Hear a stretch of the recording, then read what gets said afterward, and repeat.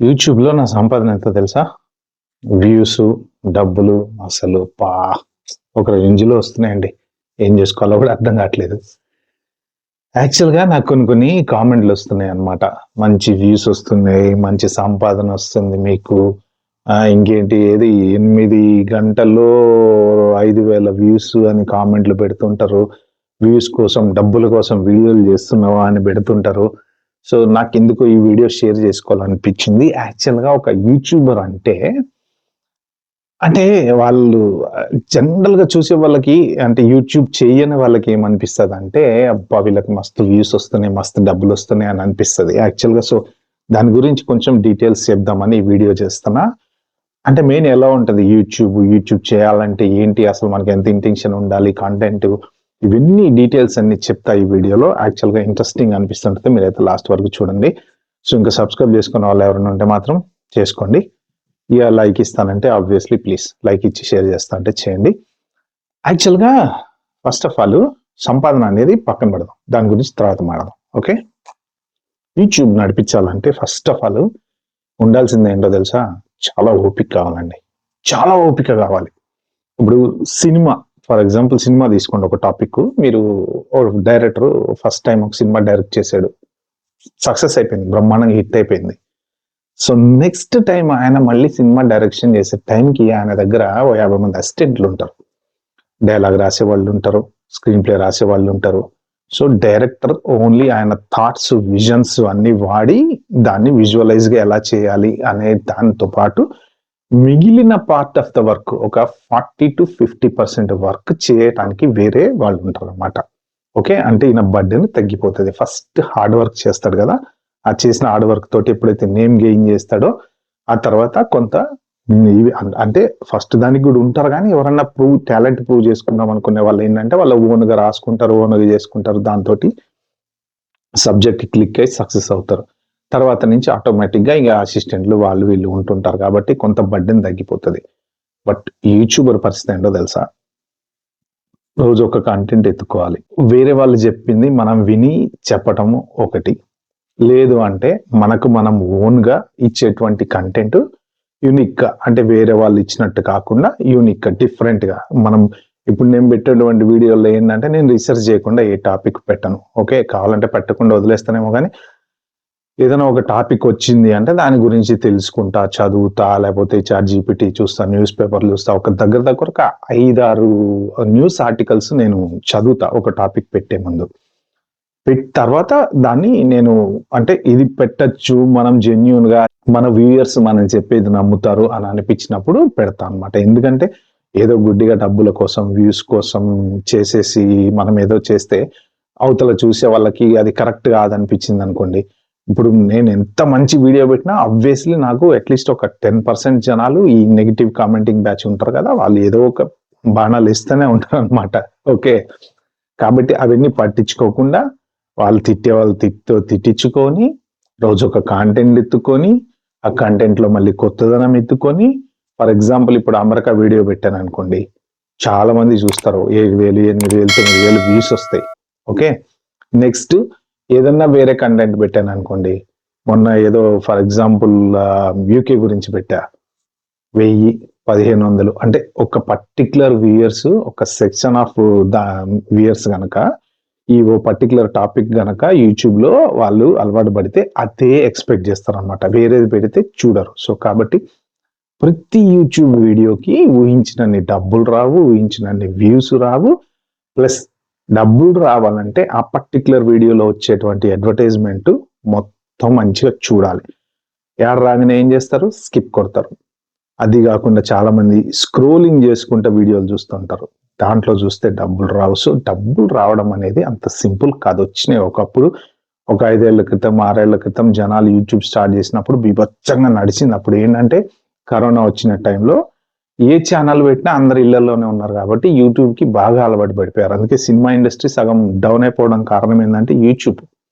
అందరూ అనుకుంటారు ఓటీటీలు అవి ఇవి అని. కాదు జనాలకి యూట్యూబ్‌లోని, ఇన్‌స్టాగ్రామ్‌లోనే ఇలా అనుకుంటూనే టైం అంతా గడిచిపోతుంది. బస్ ఎక్కి కూర్చున్నారనుకోండి మీరు ఇట్లా ఇన్‌స్టాగ్రామ్ ఎప్పుడైతే బాగా పెరిగిపోయిందో యూట్యూబ్ వీడియోస్ కూడా జనాలు చూడట్ల.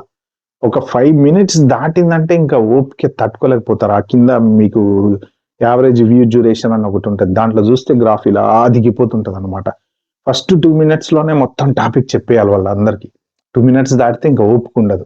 సో, అలాంటప్పుడు అంత డబ్బులు రావన్నమాట. సో, మెయిన్ ఏంటంటే సంపాదన అనేది పక్కన పెడితే ఒక YouTuber life it's not easy. ప్రతిరోజు కొత్త కంటెంట్ ఎత్తుక్కోవాలి, కొత్త రకంగా ఆలోచించాలి, చెప్పిందే చెప్పకూడదు, కొత్త వీడియో పెట్టాలి.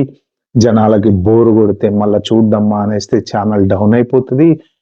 ఇన్ని హెడ్‌ఏక్‌లు ఉంటాయండి. అందరూ ఏమనుకుంటారంటే, యూట్యూబ్ ఇగ ఏముంది ఆడేదో కూర్చొని మాట్లాడేస్తున్నాడు అయిపోయింది మంచిగా మస్తు వ్యూస్ వస్తే అరే మస్తు డబ్బులొస్తున్నాయిరా. ఈ కూర్చొని 10 నిమిషాలు మాట్లాడాలంటే దాని వెనక ఎంత రీసెర్చ్ చేయాలి, ఎంత ఆలోచించాలి, మాట్లాడేటప్పుడు ఎంత కరెక్ట్‌గా మాట్లాడాలి, మళ్ళీ ఎదుటి వాళ్ళని హర్ట్ చేయకుండా మాట్లాడాలి, టాపిక్ కరెక్ట్ మాట్లాడాలి. ఇన్ని రకాల తలనొప్పులుంటాయి. ఒక యూట్యూబర్ లైఫ్ ఇంత ఈజీగా అయ్యేది కాదనమాట. సో, మెయిన్ ఏంటంటే కంటెంట్ గనక ఏమాత్రం కొంచెం తేడా వచ్చినా వ్యూయర్‌కి నచ్చకపోయినా చూడరు. తీసి పడేస్తుంటారు. ఎందుకంటే ఇప్పుడు ఒకడిద్దరు కాదు కదా!